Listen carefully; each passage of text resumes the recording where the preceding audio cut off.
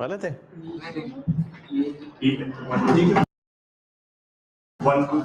गलत है। अगर आप पीछे आंसर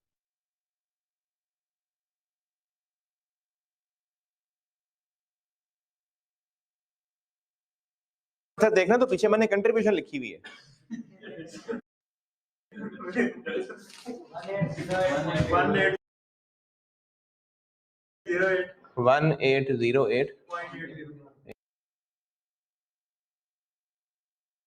1808.80 1956.16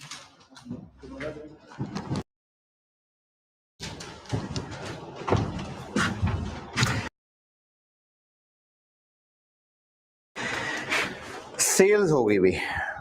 अच्छा, सेल प्राइस 550 लेनी है तो वो आगे वो 900 क्या है? अगले पेज पे सेल प्राइस 900, वो IND 100 की है, तो वो क्यों करनी है हमने? उसका कंट्रीब्यूशन लॉस निकालना है, क्योंकि कैपेसिटी लिमिटेड है, हमें उसको छोड़ के ये चिलमैक्स बनाना पड़ेगा, तो वो कंट्रीब्यूशन लॉस लेना है, इसलिए उसका डाटा दिया हुआ है। पहले हम ये इसका चिलमैक्स वाला काम कर लें। तो सेल्स लिख ली और है मटेरियल, लेबर और वेरिएबल। इन सबकी महंगाई अलग अलग है, सेम है? तो इन तीन लाइन को अलग अलग लिखने की बजाय बस वेरिएबल कॉस्ट क्या लेते हैं, production cost. Material, skilled labour और वेरिएबल कॉस्ट, इन तीनों को मिला के वेरिएबल प्रोडक्शन कॉस्ट कह लेते हैं। वो बन जाएगी 180 और 100 और 100 380। तो ये सेल्स है चिलमैक्स की। अच्छा, अंडरस्टूड है कि चिलमैक्स की है, इसलिए साथ चिलमैक्स नहीं लिख रहा। वो जो IND 100 लिखेंगे कंट्रीब्यूशन लॉस, उसमें IND 100 कह देंगे, बाकी सारा काम ही चिलमैक्स का हो रहा है। सेल्स आ गई, टोटल या टोटल का वर्ड ना भी हो कोई मसला नहीं लिखता।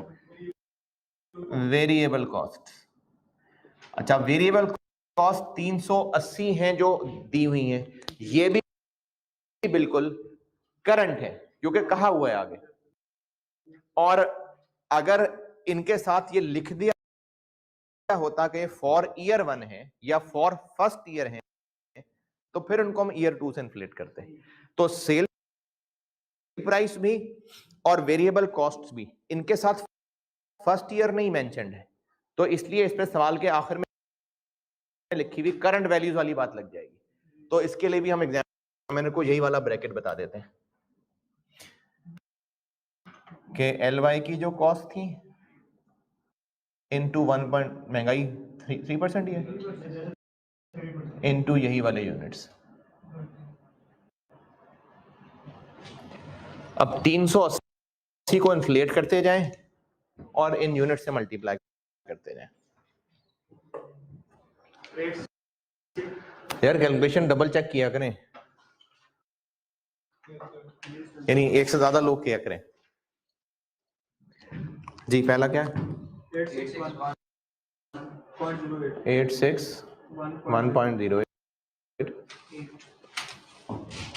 10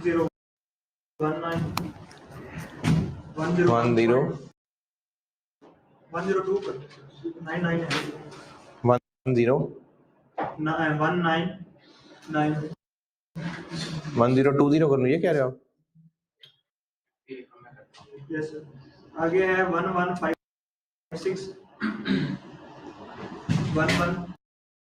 1156.6 1249.7 1249.7 चले 1351 53 सर ये दूसरे वाली जो है वो 1019.95 ले 1019.95। अच्छा, राउंडिंग ऑफ का डिफरेंस जो है ना वो कोई बड़ा मसला नहीं होता, कोई मसला नहीं है। सेल्स हो गई, वेरिएबल कॉस्ट हो गई, और चिलमैक्स के लिए क्या क्या होगा? अच्छा, डाटा स्किप ना हो जाए तो जब थोड़ी बहुत कैलकुलेशन कर देना फिर से सवाल पे नजर मार लिया करें, क्योंकि इतना सारा डाटा भूल जाता है। पहले पैराग्राफ के अंदर ये जो लिखा हुआ है दूसरे पैराग्राफ में 50 मिलियन, इसका नहीं कुछ करना? क्यों?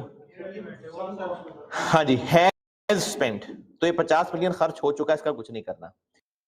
तो पहले दो पैराग्राफ में सलाम दुआ हो गई, उसके बाद यूनिट्स आ गए, वो हमने कर लिए, सेल प्राइस कर ली, उसके बाद प्रोडक्शन में मशीन का डाटा आ गया और IND आ गया। चले, इसकी वेरिएबल कॉस्ट और सेल्स ले ली। अब चाहे पहले इसकी फिक्स कॉस्ट ले लें, बाद में IND का कंट्रीब्यूशन लॉस्ट कर लें, फिक्स्ड कॉस्ट। अच्छा, अब फिक्स कॉस्ट जी क्या करें? 1155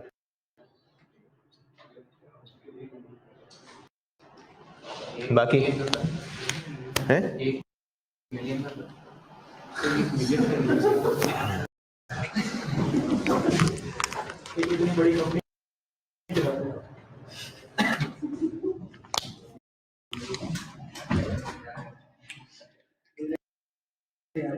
फिक्स कॉस्ट कितनी?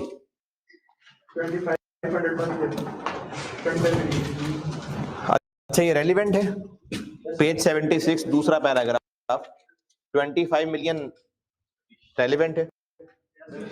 हाँ जी, एडिशनल है। अच्छा, ये जो तीसरे पैराग्राफ में सैलरी है वो इस 25 मिलियन में शामिल है या इसके अलावा है? एडिशनल है वो भी। तो अगले पेज पे जो दूसरा पैराग्राफ है 25 मिलियन, वो वैसे उन्होंने कही है फिक्स कॉस्ट ऑफ मेंटेनेंस, और तीसरे पैराग्राफ में एन एडिशनल प्रोडक्शन मैनेजर और फिर उसकी सैलरी बताई हुई है, और ये भी सैलरी है तो फिर ये भी फिक्स्ड है। तो फिक्स्ड हो गया 25 एक और 2.5 एक, 27.5 मिलियन, और इनके साथ लिखा हुआ है कि फर्स्ट ईयर है, तो इनको फर्स्ट ईयर में ऐसे ही लिख लेते हैं 27.5, उसके बाद फिर उसको बढ़ा लेते हैं 1.03, 28.33,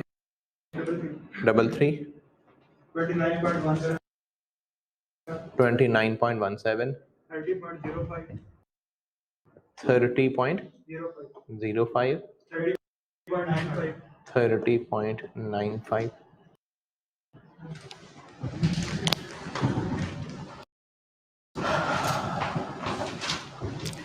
ये हो गई चिलमैक्स की सेल्स, वेरिएबल कॉस्ट और फिक्स कॉस्ट, और इसके अलावा रहेगी इसमें डेप्शन, वो टैक्स में करेंगे। और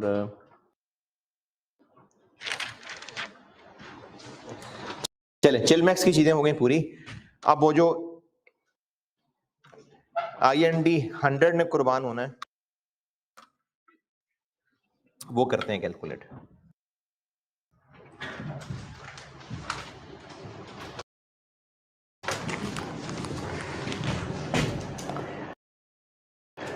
ये अच्छी कैलकुलेशन है, कंट्रीब्यूशन लॉस्ट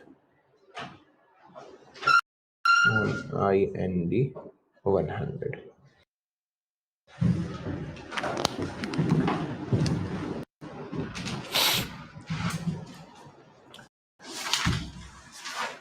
IND क्यों है वो डोमेस्टिक पर्पस के लिए था? जिसके लिए भी था, ये हम अभी बना के बेचते थे। चिलमैक्स बनाएंगे तो फिर प्रोडक्शन कैपेसिटी लिमिटेड है, तो इसको छोड़ना पड़ेगा, तो जितना छोड़ना पड़ेगा वो हमारी कंट्रीब्यूशन लॉस्ट रेलिवेंट है। एक इनफ्लो होना था, इसकी वजह से जाया हो जाएगा, तो वो रेलिवेंट कॉस्ट है। कैसे करें जी कैलकुलेट? पर यूनिट तो बता दिया, नंबर ऑफ यूनिट्स निकालते हैं, तो नंबर ऑफ यूनिट्स ऐसे ही निकलेंगे कि जितने इसके बना रहे होंगे उतने फिर उसके नहीं बना रहे होंगे। नहीं, क्यों? हाँ, एक तो लेबर आर का फर्क है, क्योंकि लेबर आवर्स का फर्क कहां से पता चल रहा है? जहां भी आपको इनकी लेबर कॉस्ट दी हुई है ब्रैकेट में आवर्स लिखे मिल रहे हैं, लेबर आवर्स का फर्क है, और दूसरा पहले को स्पेयर कैपेसिटी है, तो जितने हम ये बनाएंगे उतने ही IND नहीं कुर्बान कर रहे होंगे, तो इसलिए हमें देखना पड़ेगा कि IND कितने कुर्बान हो रहे हैं।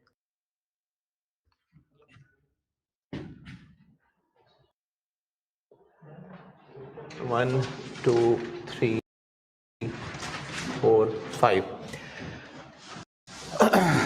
हम लोग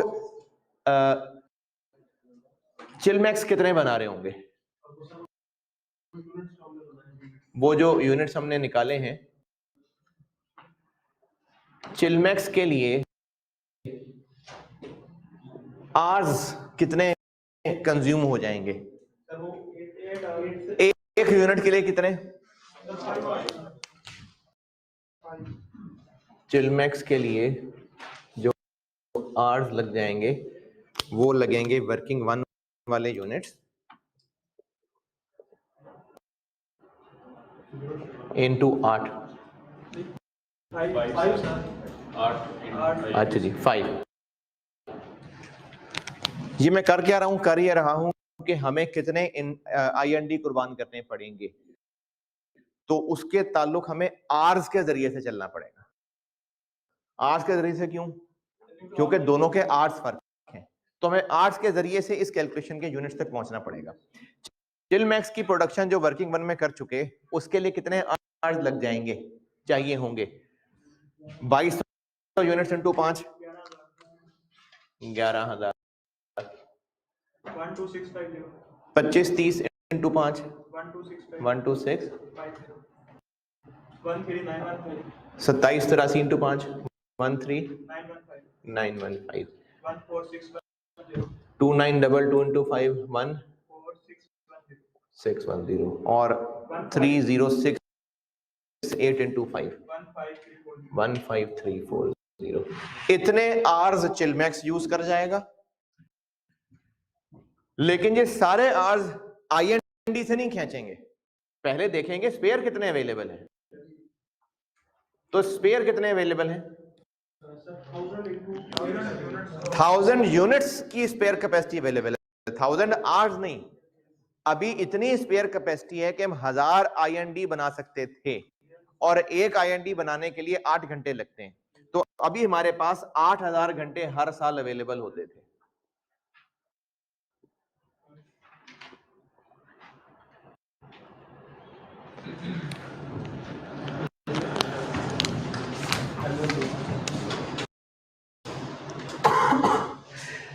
अच्छा, यहां से ना अगर थोड़ा बहुत भी मेमोरी में क्लिक किया हो कुछ, तो स्पेयर अवेलेबल होने से शायद ये समझ आती है, अच्छा इसका मतलब कुछ आवर्स लेबर को बैठा के पैसे दे रहे होंगे, उनकी कॉस्ट रेलिवेंट नहीं होगी। नहीं, ये तो नहीं कहा कि उनको बैठा के पैसे दे रहे हैं, ये तो बस कहा कि कैपेसिटी अवेलेबल है। ये तो बात नहीं कि इनको फारिग बैठा के भी पैसे देने थे, ऐसी बात नहीं की। काम कराएंगे तो पैसे देंगे। इसमें से हमें IND की कुर्बानी कितनी देनी पड़ेगी? 3000, 4650, 5915, 6610, 7340। ये हम आर्स सेक्रीफाइस करेंगे IND के।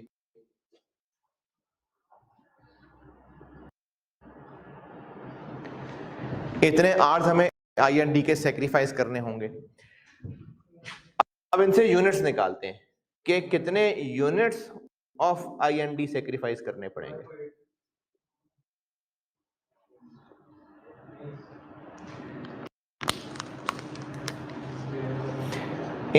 इन आवर्स को डिवाइडेड बाय 8, क्योंकि एक IND के लिए 8 घंटे लगते हैं, तो हमें इतने घंटों का काम उससे शिफ्ट करके चिलमैक्स पे लाना पड़ेगा।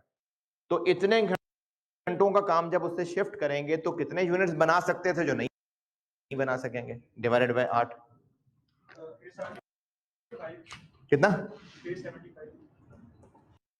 375। 581 पॉइंट खैर है 739 वैसे भी मिलियंस में ही कर लेना बाद में हमने 739 826 917 है जी 917 ये यूनिट्स हैं जो हमें IND के कुर्बान करने पड़ेंगे। ये बना के बेच सकते थे, अब नहीं बेचेंगे। इस यूनिट्स की कैलकुलेशन देख लें अच्छी तरह और इस पर कोई एतराज इख्तलाफ परेशानी है तो बताएं जी। ये कहा था कि इसकी डिमांड का वो ज्यादा और इनपुट्स भी केटरिंग करते हैं IND की डिमांड को कम ज्यादा हो कैसे फ्यूचर के अंदर हो सकता है। अभी वो मतलब उसमें कहा कि 1000 यूनिट्स की कंडीशन है, अगर कल को उसकी डिमांड अच्छा सवाल ये पूछा है, बाकी से भी शेयर कर लेता हूं कि अभी इस वक्त जो स्पेयर कैपेसिटी अवेलेबल है वो है 1000 IND यूनिट्स बनाने की, लेकिन कल को IND ने ग्रो करना था और ग्रो करना था तो हमने IND और बनाने थे और स्पेयर कैपेसिटी फिर कम होते जानी थी। तो हाँ ऐसा हो सकता था, तो फिर हो सकता है डिमांड कम होती जानी थी तो स्पेयर कैपेसिटी बढ़ जानी थी, तो वो फिर हर साल 8000 की बजाय फिर वो अकॉर्डिंगली चेंज कर लेते। अभी इस वक्त हमें इस वर्किंग से ये पता चल गया कि कितने IND नहीं बनाएंगे और उन पे जो कमाना था वो नहीं कमाएंगे, तो इसकी कंट्रीब्यूशन की फिगर अलग से टेबल में दी हुई है और वहां से पर यूनिट निकलेगी और उसको 3% बढ़ा लेंगे।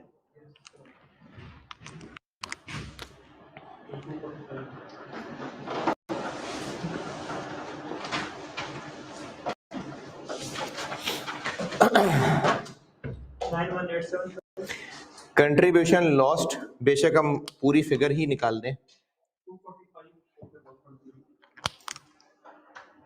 और एग्जामिनर को कह देते हैं कि लास्ट ईयर की contribution into 1.03 into unit sacrificed.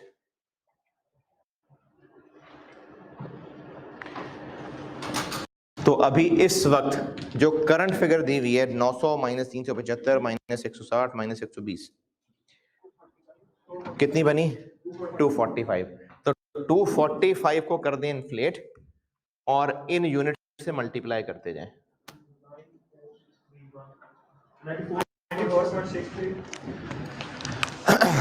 जो अभी इस वक्त दी हुई है करंट वो 245 है, उसको इन्फ्लेट करते जाएं और इन यूनिट से मल्टीप्लाई करते जाएं।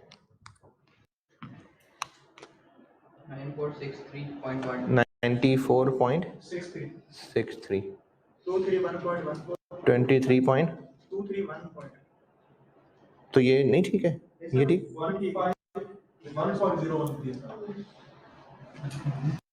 ये ठीक है। ये ठीक है सर। इससे अगली क्या है 151.01।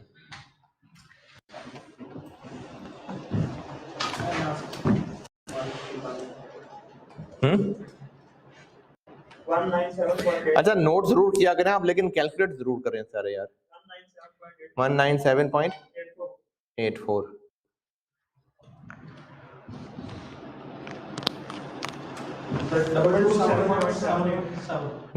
227.77 260.45 ये है जो हमें इस IND 100 की कंट्रीब्यूशन कुर्बान करनी पड़ेगी।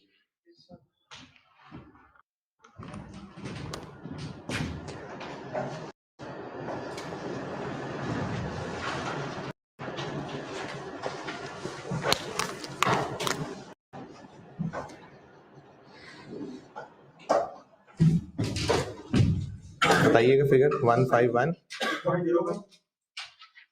197.84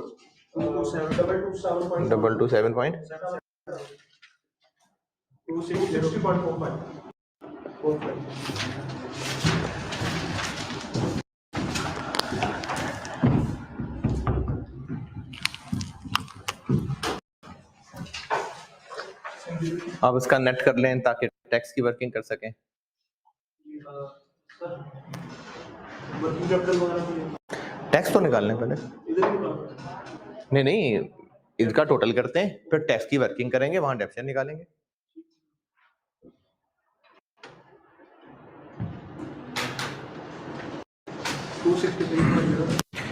टू 2.09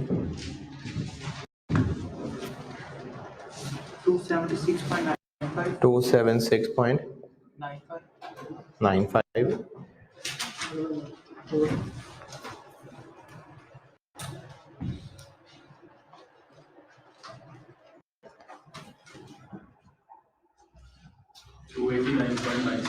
289.97 301.26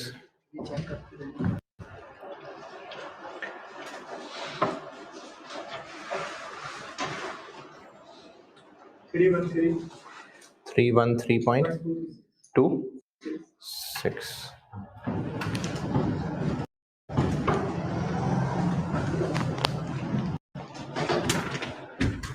6 बनेगा नहीं वैसे, 23 बनेगा मेरे ख्याल।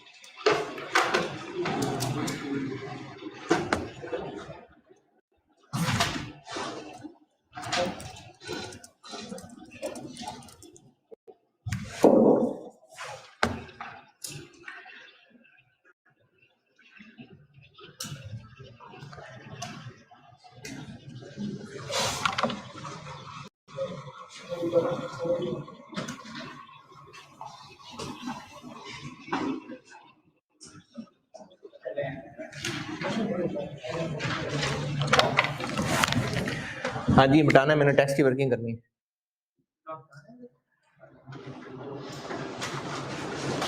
चलिए इधर टैक्स की वर्किंग कर लूंगा, ये यूनिट्स मिटा दें, वो डेप्रिसिएशन कर लूँ।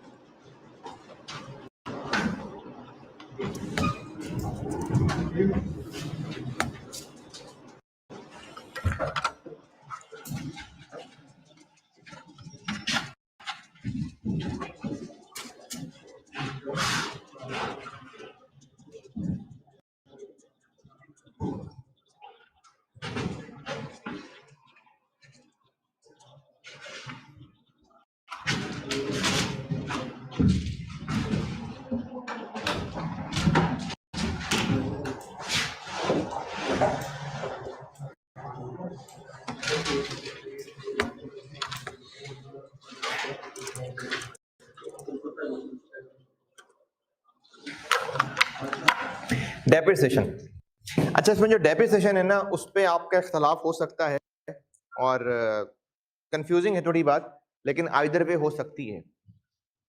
डेप्रिसिएशन समझाता हूं। प्लांट की कॉस्ट कितनी, वो जो नया खरीदेंगे 250। इस पे डेट भी लिखी है, इस पे डेट लिखी हुई है 31 दिसंबर। अगर सिर्फ इतनी बात यही खत्म हो जाती तो यकीनन इसको हम जीरो से ही डेप्रिसिएशन क्लेम शुरू कर लेते, लेकिन जो उसने एक अंग्रेजी की लाइन लिखी ना, उसकी वजह से हो गई थोड़ी सी कंफ्यूजन। और अब इसमें जो स्टूडेंट इसको जैसे भी डील करना चाहे, मेरे ख्याल में उसको ठीक मानना चाहिए, लेकिन स्टूडेंट को चाहिए कि वो नोट लिख दे।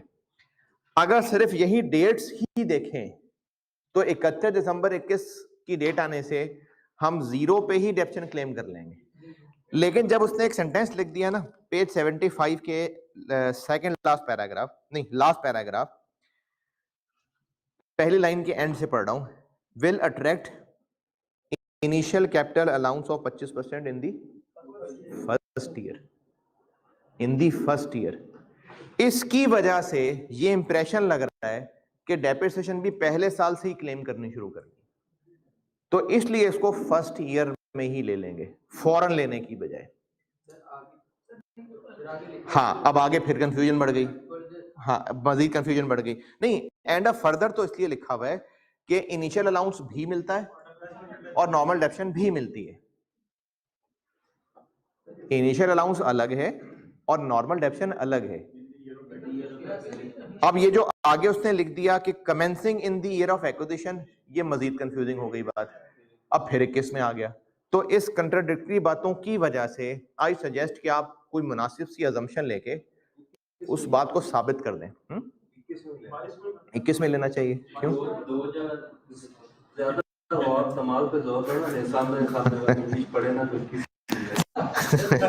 वैसे अगर सामने वाली इंग्लिश पढ़े तो 22 बनता है, 25% इन द फर्स्ट ईयर।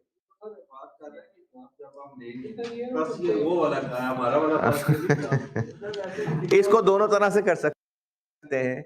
इसकी डेप्शन फॉरेन वाला जो मामला था वो भी कर सकते हैं और ईयर 1 वाला मामला भी कर सकते हैं। ईयर 1 वाला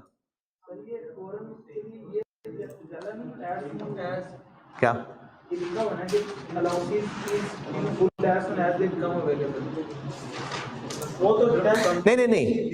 नहीं, ये जो सेंटेंस लिखा हुआ ना, the company can be assume to be in a position to claim all tax allowances in full as soon as they become available. इसका मतलब ये है कि अगर किसी साल में लॉस आ गया इस प्रोजेक्ट पे, तो वो कैरी फॉरवर्ड करने की जरूरत नहीं है।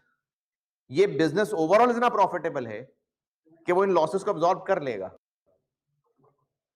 देखें, हम पहले भी इन्वेस्टमेंट अप्रेजल में करते आए हैं कि अगर किसी एक कॉलम में लॉस आ गया, तो अनलेस के ये कंफर्म ना पता चल रहा हो कि ये बिजनेस का वाहिद काम है या क्लियरली लिखा हो कैरी फॉरवर्ड, तो फिर आप कैरी फॉरवर्ड ना करना, जिस साल में लॉस है उसमें टैक्स इनफ्लो ले लेना।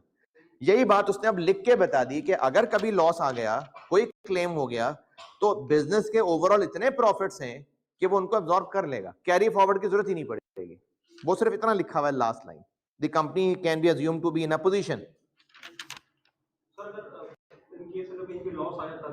तो उसमें हम टैक्स इनफ्लो ले लेते हैं। हाँ, उस पर इस लाइन का ये मतलब है एज सून एज के the company can be assume to be in a position कि वो ओवरऑल प्रॉफिट में है, और अगर इस प्रोजेक्ट पे किसी साल में लॉस आ भी गया तो वो उसी साल की रिटर्न में अब्सॉर्ब हो जाएगा। हाँ, तो उस साल में जिसमें लॉस आ रहा है उसमें हम टैक्स इनफ्लो दिखा देते हैं। तो इसको आप ईयर 1 में भी ले सकते हैं डेप्रिसिएशन, और जीरो से भी शुरू कर सकते हैं। है? नहीं, मैं तो 1 में ही करने लगा हूं, मैंने तो सारा सोल्यूशन 1 के हिसाब से बनाया हुआ है। लेकिन जिस तरह से ये जुमला कंट्राडिक्टरी हो गया ना, कि डेट भी लिख दी, फर्स्ट ईयर भी लिख दिया, फिर एक्विजिशन भी लिख दिया, तो इसलिए दोनों हल ठीक होने चाहिए थे। तो मैं इसको बहरहाल कर 1 से लेता हूं, लेकिन ये जीरो से भी चल सकता था। अगर ये जीरो से चलना होता तो फिर पहले हम टेस्ट में भी डेप्रिसिएशन करते। नहीं, देखो वो तो वैसे भी ऐसा ही होता है कि जो इनिशियल अलाउंस होता है वो भी होता है पहले साल में, और नॉर्मल भी होती है। ये तो इन एनी केस होता ही होता है। उन्होंने बस के दिखा कैपिटल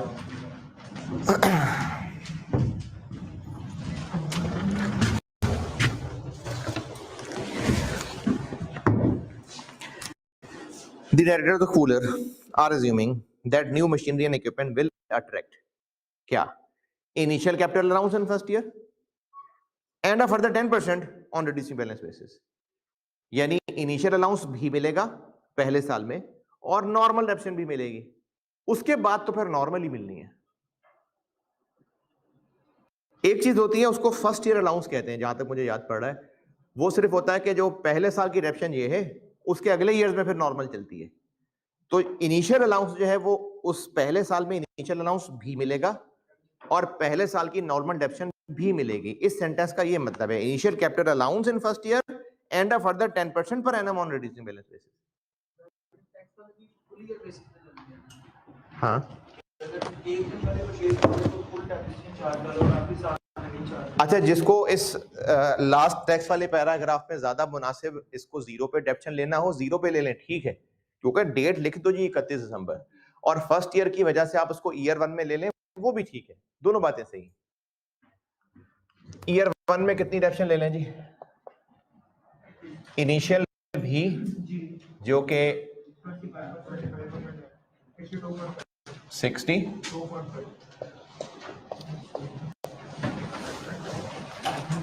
187.5 और नॉर्मल भी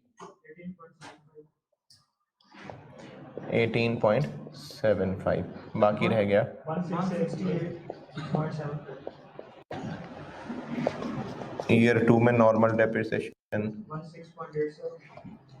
16.87, 151.88। ईयर 3 की नॉर्मल डेप्रिसिएशन 15.19, 136.69। ईयर 4 की नॉर्मल डेप्रिसिएशन 13.67, 123.0।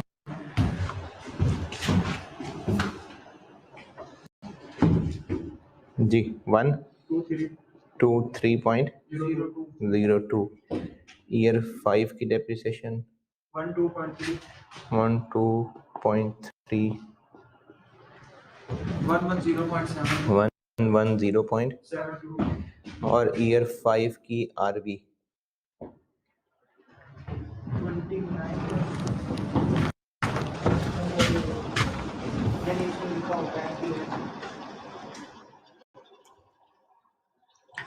24।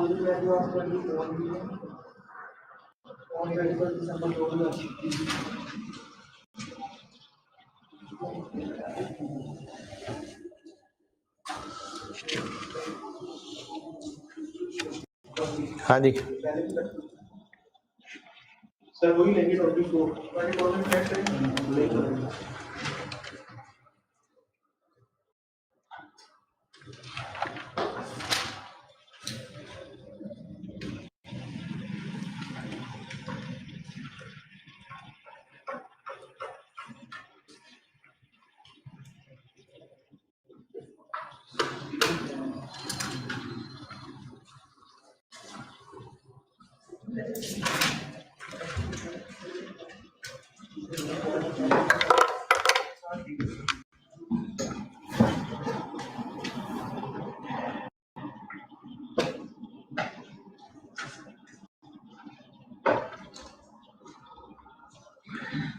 अच्छा, ये 24 ही है, ये सॉल्यूशन में लगता है मुझसे 25 लिखी गई है।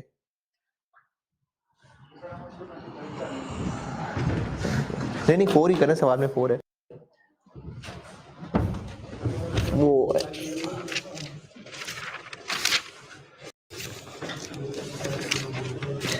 24 ही है जी। अच्छा, अब रहा कि मसला कि आप उसको इन्फ्लेट करें कि ना करें, तो फिर क्यों? और वैसे भी और इन्फ्लेट भी करता है, नहीं, कभी कर भी लेते हैं, कुछ भी कर लेते हैं। हाँ जी बिल्कुल सही है। आप इसमें नोट दे सकते हैं, आप चाहें तो आरवी इन्फ्लेट कर लें लेकिन नोट दे दें, और चाहें तो इग्नोर कर दें लेकिन नोट दे दें। तो आरवी और वर्किंग कैपिटल के बारे में आपको कहा था कि आप उसका नोट दे दीजिएगा और जो मर्जी इन्फ्लेशन कर लीजिएगा। तो 24 उससे लॉस आ जाएगा 86.7। वो पीछे सॉल्यूशन में वो 25 एक्सेल में लिखा गया होगा मुझसे, तो फार्मूले आगे उसके हिसाब से हो गए। तो उसको 24 कर लें तो आगे लॉस भी 20 4 के हिसाब से 86.72 हो जाएगा। चले क्वेश्चन बदल लें, खैर है। हाँ क्वेश्चन बदल लें, कोई बात नहीं। कौन सा टैली करना जाके आई कैप आ जाए। हाँ और कैलकुलेशन समझ आ गए ना, बस ठीक है। सवाल का डाटा बदल लें, उसको 24 की जो है 25 कर लें। पीछे इतनी फिगर्स चेंज करेंगे तो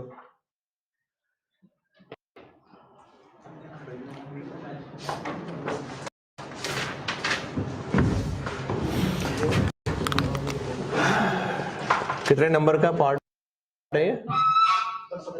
हाँ तो अभी ये आधा हो गया है। हाँ नहीं अभी आधा से ज्यादा हो ही गया वैसे भी।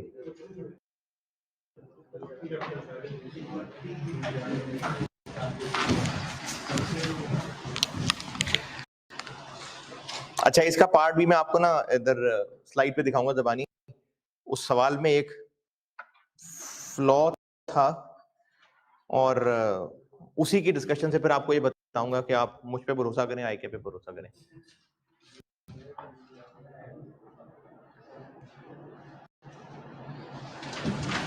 टैक्स ईयर 1 2 3 4 5 नेट कैश आ गया 263.09 276.95 289.97 301.26 313.23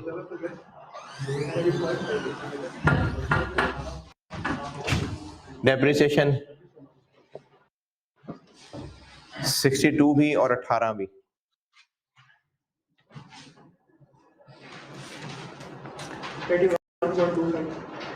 $81.25 16.87 15.19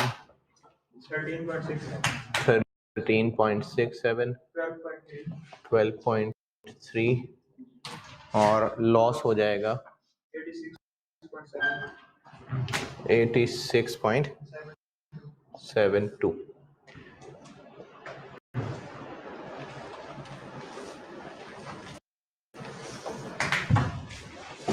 वन 181.84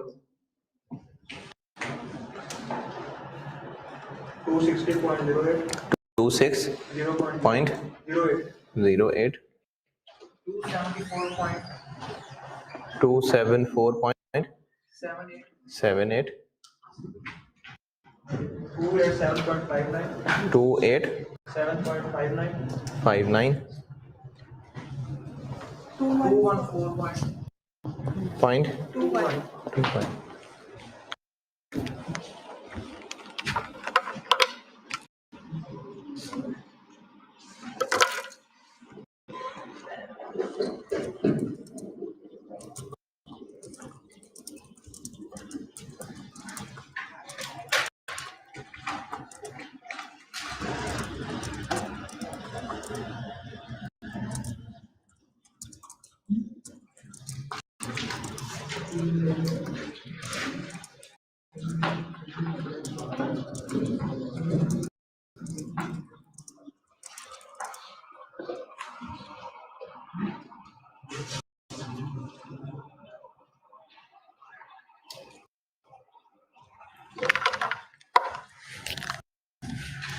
टैक्स रेट क्या है 29%।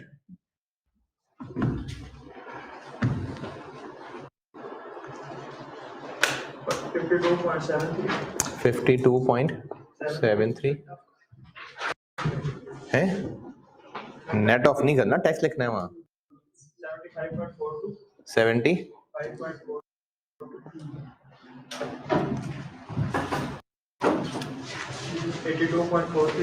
82.43 83.40 1 2 79.69 किधर इधर 79.69 बाकी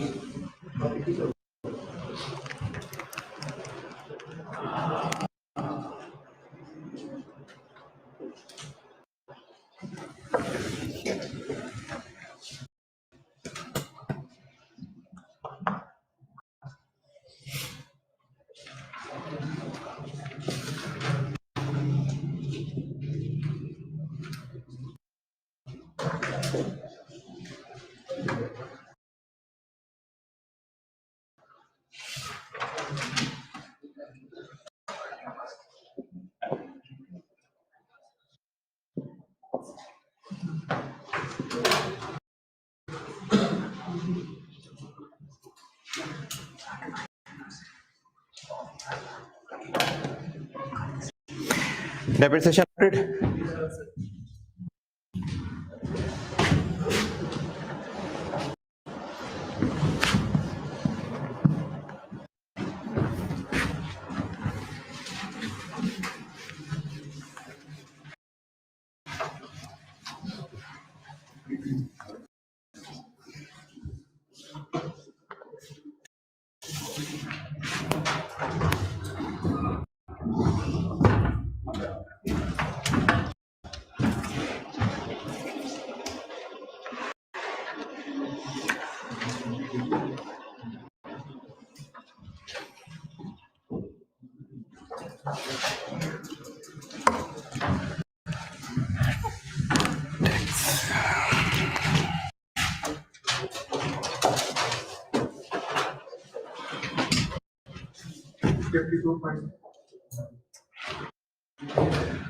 जी 52.73 75.42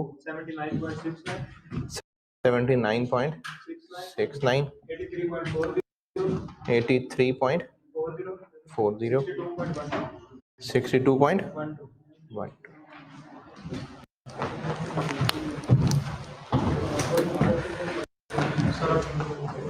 वर्किंग कैपिटल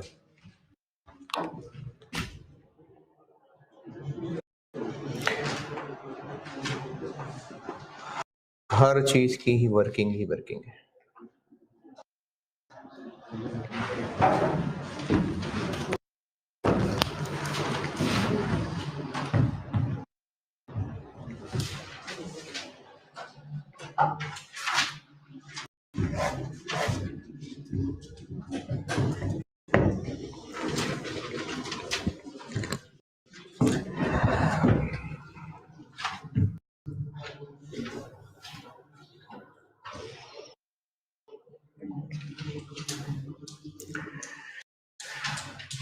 यहां तक जिंदा है कायम है हैं सवाल आसान है बस वो कैलकुलेशन ज्यादा है अब मतलब ये क्योंकि 5-6 सवाल पेपर में आते हैं तो कैलकुलेशन ज्यादा ही होती है 25 है आधा पास हो 18 है पार्ट बी के साथ नहीं पार्ट बी अलग से करना पड़ेगा बल्कि सवाल में जो एक टेक्निकल केयरलेसनेस हो गई थी एग्जामिनर से उसमें आपको बताता हूँ कि कितनी मेहनत करनी पड़ेगी पार्ट बी शदीद किस्म की जी वर्किंग कैपिटल के बारे में उसने कहा है कि कितने परसेंट 15% ऑफ नेट सेल्स और ये नेट उसने डिफाइन भी कर दी चिलमैक्स की सेल्स जो हम कर रहे होंगे और आई&डी की जो नहीं कर रहे होंगे उनका जो नेट आंसर आएगा उसके ऊपर 15% लगाना है और ये पहले इस तरह से मैं सवाल करा भी चुका कि जिस साल की सेल्स पे परसेंटेज लगाएंगे वो रखना उसके स्टार्ट पे ये वर्किंग कैपिटल वाली अंग्रेजी में लिखा हुआ है कि जिस साल की सेल्स पे आप 15% लगाएंगे वो उस रिस्पेक्टिव ईयर के स्टार्ट पे रखेंगे working capital is assumed to be in place at the beginning of each respective year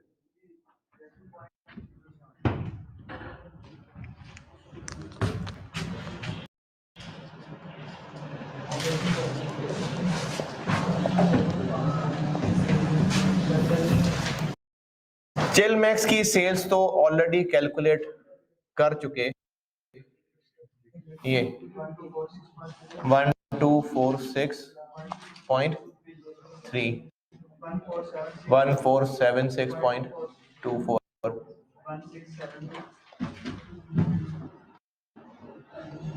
1672.58 1808.8 56.16, ये तो यही फिगर लिख दी मैंने। लेकिन IND की सेल यूनिट्स निकाल लिए थे और वहां तो सीधी कंट्रीब्यूशन ही निकाल दी थी। अब अगर आप सेल प्राइस से मल्टीप्लाई कर लें तो सेल्स आ जाएंगे,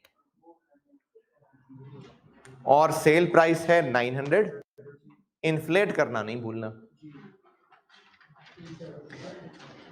तो IND के सेल प्राइस 900 को इन्फ्लेट करते जाएं, और वो जो वर्किंग 3 के अंदर, शायद 2 के अंदर यूनिट्स निकाल लिए हुए हैं सैक्रिफाइस्ड, उनसे मल्टीप्लाई करते जाएं।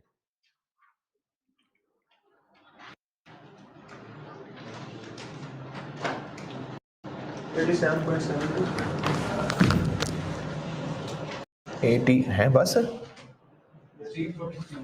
हाँ ठीक है जी, कितना 3